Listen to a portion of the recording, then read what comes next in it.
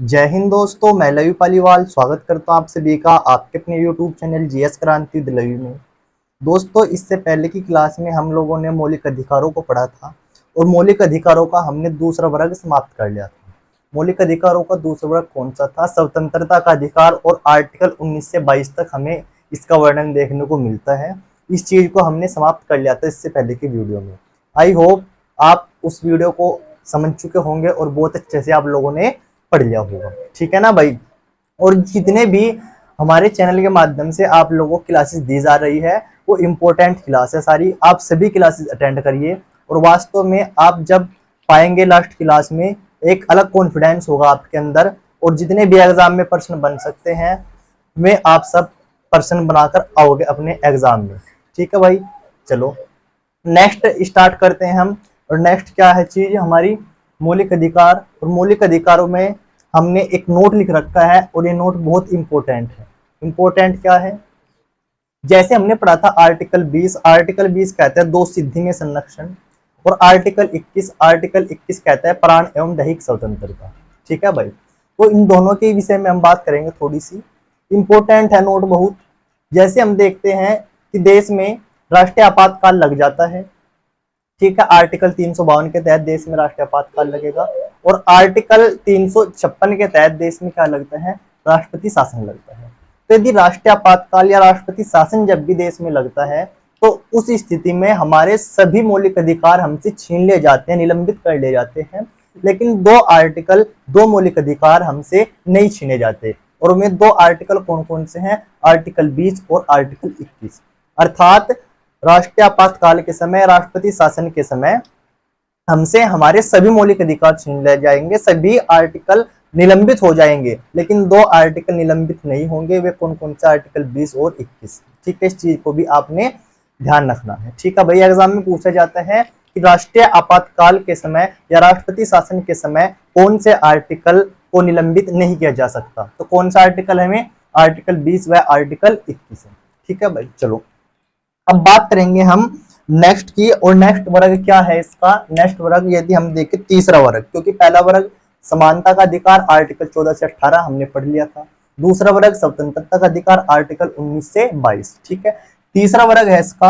और तीसरे वर्ग का क्या नाम है इसका? शोषण के विरुद्ध अधिकार। क्या बोलेंगे भाई? शोषण के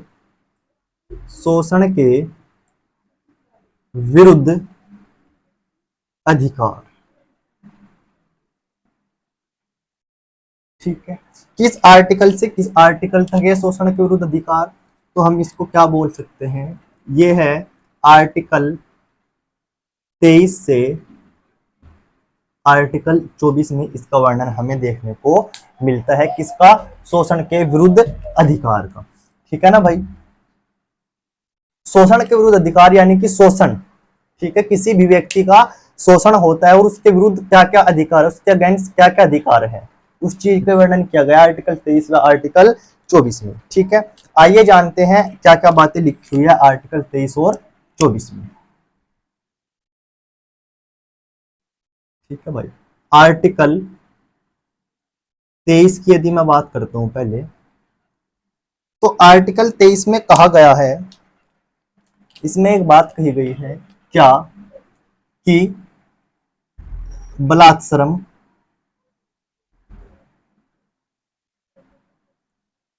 बेगार,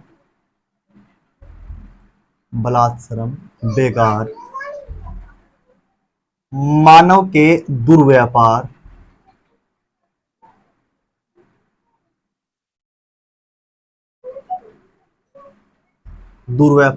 और मानव की तस्करी पर रोक। ठीक है, क्या कहा गया है इसमें? इसमें कहा गया है बलात्सरम हो, बेगार हो, या मानव का दुर्व्यापार हो, या इसकी तस्करी पर रोक लगाई गई है। ठीक है भाई, यानी कि शोषण होते हैं इन सारी चीजों में। अब एक एक करके समझेंगे कि ये चीजें होती क्या है। ठीक है, पहली बात यदि मैं करूं बलात्सरम की, कि बलात्सरम क्या होता है? ठीक है, बलात्सरम वो होता है किसी से जबरदस्ती काम करवाना। जैसे कोई मजदूर है और मजदूर किसी मालिक के यहाँ मजदूरी करता है, तो 5 बजे मजदूरी का टाइम खत्म हो गया, समाप्त हो गया। लेकिन वो जो मालिक है जिसके यहाँ वो मजदूरी कर रहा है, वो कहता है उसके कि 5 बजे के बाद भी तू काम कर, मैंने तुझे पैसे दिए हैं, तू 5 बजे के बाद भी काम कर। इसको कहेंगे बलात्श्रम, यानी कि किसी से उसकी इच्छा के बिना जबरदस्ती काम करवाना। लेकिन मजदूर तो थक चुका है 5 बजे, वो बेचारे में काम करने की हिम्मत ही नहीं है उसमें, लेकिन मालिक जबरदस्ती उस पर प्रेशर डाल रहा है कि काम कर, मैं तुझे पैसे दे रहा हूं। ठीक है, तो उस चीज पर रोक लगाई गई है, ऐसा नहीं कर सकता कोई भी। दूसरी बात है यहाँ पर बेगार। ठीक है ना भाई, क्या है दूसरी बात? बेगार। और बेगार क्या है? यानी कि बिना पैसे दिए किसी से काम करवाना। ठीक है, जैसे किसी ने खेत में काम करवाया किसी मजदूर से, सुबह से शाम तक काम करवाया और शाम को कहने लगा कि तुझे पैसे नहीं मिलते। ठीक है, उसे पैसे देने से मना कर देता है। इसको क्या कहते हैं? बेगार, यानी कि बिना पैसों के किसी से काम करवाना। या जैसे कोई ऑटो वाले के ऑटो में तुम बैठ जाओगे और उससे पैसे नहीं दोगे तो उसको क्या कहेंगे? बेगार कहेंगे। बिना पैसों के काम करना क्या होता है? बेगार होता है। मानव दुर्व्यापार और तस्करी, यानी कि जो मानव का शरीर है, इसके देह का हम व्यापार नहीं कर सकते, इसकी तस्करी नहीं कर सकते। हम मानव शरीर को हम बेच नहीं सकते। जैसे आप देखते होंगे छोटे छोटे बच्चों को किडनैप कर लिया जाता है। ठीक है, जैसे मूवी में देखते हैं छोटे छोटे बच्चों को किडनैप करके उनको उनसे भीख मंगाई जाती है, तो ऐसा भी नहीं कर सकता कोई भी। ठीक है, यानी कि मानव के शरीर की तस्करी नहीं कर सकते हैं। ठीक है, कि बच्चों को बेच दिया या बच्चे किडनैप करके उसको बेच दिया किसी से, तो मानव के शरीर की हम तस्करी नहीं कर सकते। इसका भी रोक लगाई गई है आर्टिकल 23 के तहत। ठीक है, आप लोग इस चीज को समझ गए होंगे। नेक्स्ट बात करते हैं अगले आर्टिकल की। अगला आर्टिकल है आपका आर्टिकल 24। और आर्टिकल 24 में क्या बात कही गई है? इसमें कहा गया है बाल श्रम निषेध। बाल श्रम निषेध। बाल श्रम निषेध का मतलब क्या है? बाल यानी कि बालक, बच्चा जो होगा, और श्रम यानी कि मेहनत, मजदूरी। ठीक है, तो क्या बोलेंगे? बाल श्रम निषेध पर रोक लगाई गई है आर्टिकल 24 के तहत। अर्थात इसमें क्या कहा गया है कि 14 वर्ष से कम आयु के बच्चों को, ठीक है, लिख लेना भाई अपनी बुक कॉपी में आप, 14 वर्ष से कम आयु के बच्चों को जोखिम भरे काम में नहीं लगाया जाएगा। जोखिम भरे कार्यों में नहीं लगाया जाएगा। कहने का मतलब क्या है कि जो 14 वर्ष से कम आयु के बच्चे हैं उनको जोखिम भरे कामों में नहीं लगाया जाएगा। जोखिम भरे काम कैसे होते हैं? जैसे कारखानों में, ठीक है, कारखानों में बच्चों से काम नहीं कराया जाएगा जो जोखिम भरे काम है। ऐसे ही जैसे माइन होती है, माइन यानी कि अर्थात जिसको कहते हैं खदान। ठीक है, खदानों में भी बच्चों से काम नहीं कराया जाएगा। ठीक है भाई, और जैसे पटाखा फैक्ट्री, पटाखा उद्योग है जो, वहां पर भी बच्चों को काम नहीं कराया जाएगा क्योंकि जोखिम भरा काम है, कभी भी हादसा हो सकता है। तो आर्टिकल 24 कहता है साफ शब्दों में कि बालक के श्रम पर निषेध लगाते हैं जो 14 वर्ष से कम आयु के बच्चे हैं कि उनको जोखिम भरे कार्यों में नहीं रखा जाएगा। ठीक है, तो 2 आर्टिकल हैं शोषण के विरुद्ध अधिकार होने से जो रोकते हैं।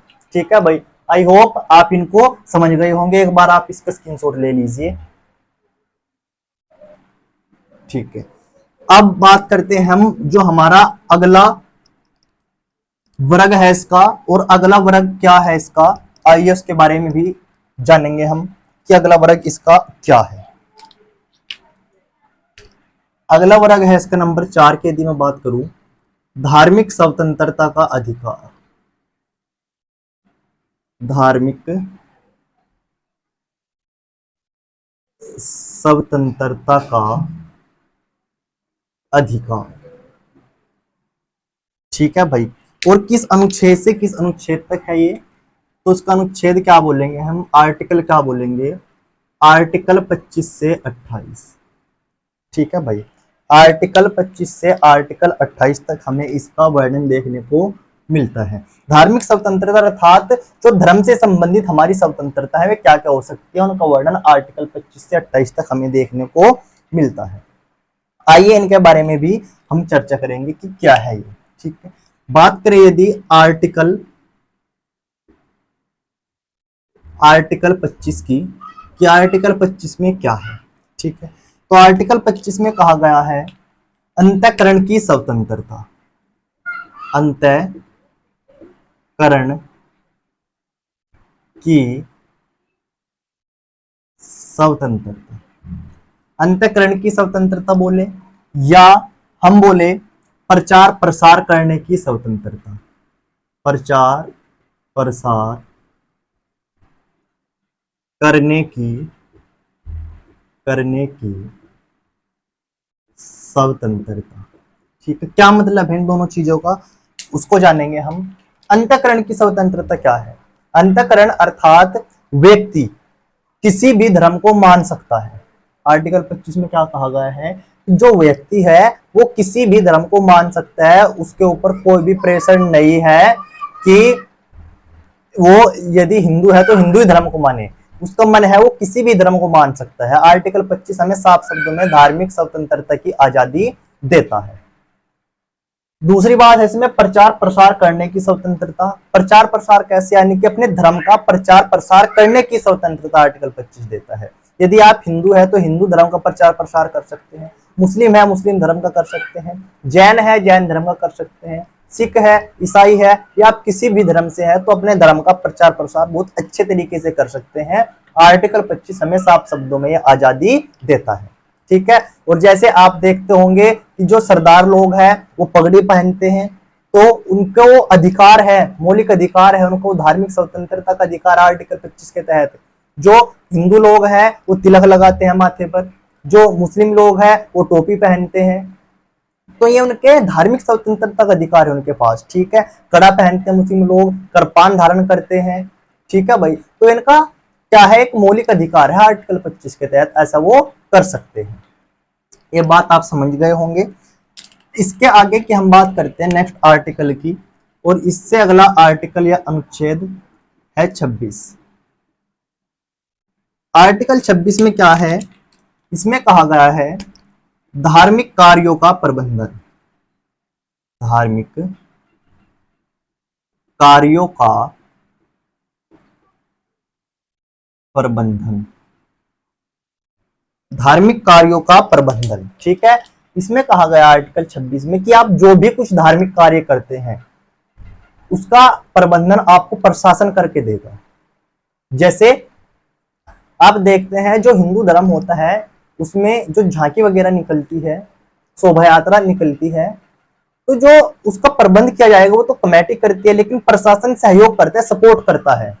देखा होगा आप लोगों ने, जब शोभा यात्रा निकलती है, झांकी वगैरह निकलती है, तो प्रशासन आपके साथ होते हैं, पुलिस वाले आपके साथ होते हैं, तो प्रबंधन करते हैं उसका, धार्मिक कार्यों का।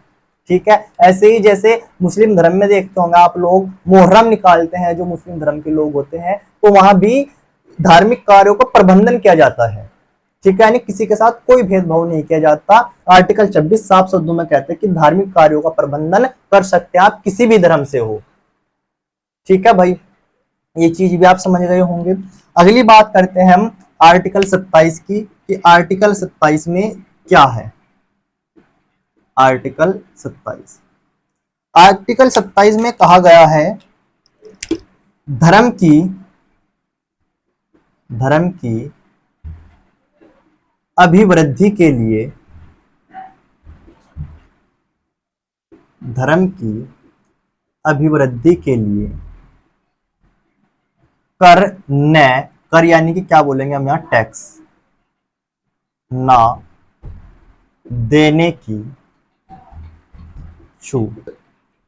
इसमें कहा गया है आर्टिकल 27 में कि जो धार्मिक कार्य यदि आप लोग करते हैं, जो धर्म है और धर्म की अभिवृद्धि आप करते हैं, और उसके लिए जितना भी पैसा, जितना भी आपके पास चंदे इकट्ठा होते हैं, पैसे इकट्ठा होगा, तो सरकार आपसे टैक्स नहीं लेगी। जैसे आप देखते होंगे जो बड़े बड़े मंदिर है या बड़े बड़े मस्जिद है या बड़े बड़े मदरसे जो है, वहां पर कितना भी पैसा इकट्ठा हो जाए तो सरकार आपसे टैक्स नहीं लेगी, यानी कि टैक्स में, कर में छूट दी गई है धार्मिक पैसों में।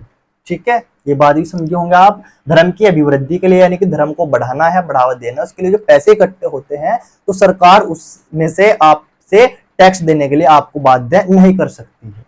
ये बात भी आप बहुत सीधे और सरल शब्दों में समझ गए होंगे। आर्टिकल 27। इसके बाद है आर्टिकल 28। आर्टिकल 28 क्या कहता है? आर्टिकल 28 कहता है राज्य द्वारा स्थापित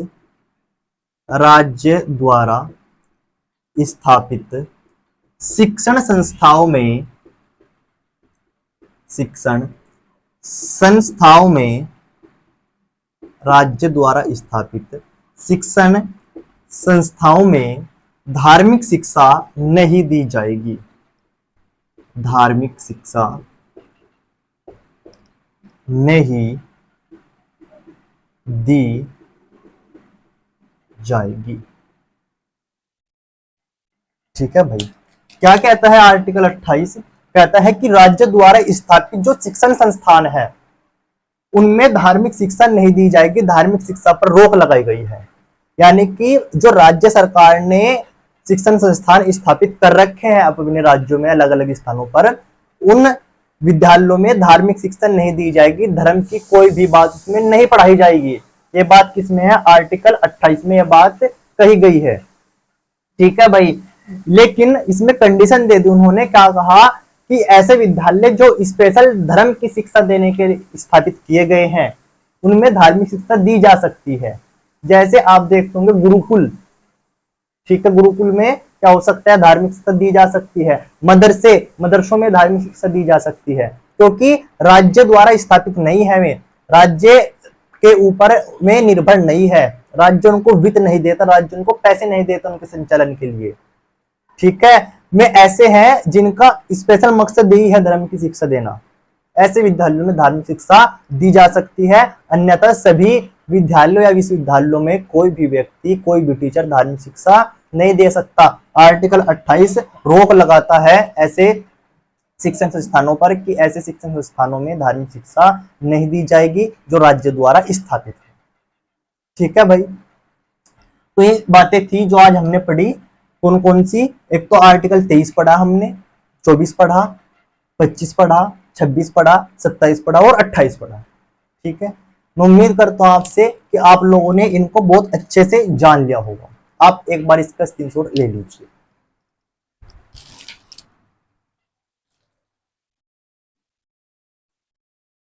ठीक है दोस्तों, आपने मेरे साथ आज बहुत अच्छे से समझा होगा कि हमारे शोषण के विरुद्ध अधिकार क्या है और हमारा धार्मिक स्वतंत्रता का अधिकार क्या है। ठीक है भाई, और हमारी वीडियो आप लास्ट तक देखा करें, पूरी हमारे वीडियो देखा करें। आपको एक बहुत अच्छा कंटेंट दिया जा रहा है और बहुत कम समय में आपकी बहुत अच्छी तैयारी की जाएगी। हम कोशिश करेंगे कि जो एग्जाम की दृष्टि से महत्वपूर्ण टॉपिक है, महत्वपूर्ण विषय है, आप लोगों के बहुत कम समय में हम बहुत अच्छे तरीके से उनको पूरा करवा दें। ठीक है दोस्तों, और अगर आपको हमारी वीडियो अच्छी लग रही है तो हमारे चैनल को सब्सक्राइब करिए, हमारी वीडियो को शेयर करिए, हमारी वीडियो को लाइक करिए और कमेंट करके हमें जरूर बताइएगा कि आपको हमारी वीडियो कैसी लग रही है। अगर कुछ डाउट आपका रह जाता है तो आप कमेंट बॉक्स में लिखकर छोड़ दीजिएगा, हम आपके डाउट को हल करके जरूर आप तक पहुंचाएंगे। ठीक है भाई, जल्द ही मिलते हैं अगली वीडियो में। तब तक के लिए सभी दोस्तों को टेक केयर, बाय बाय, जय हिंद, जय भारत।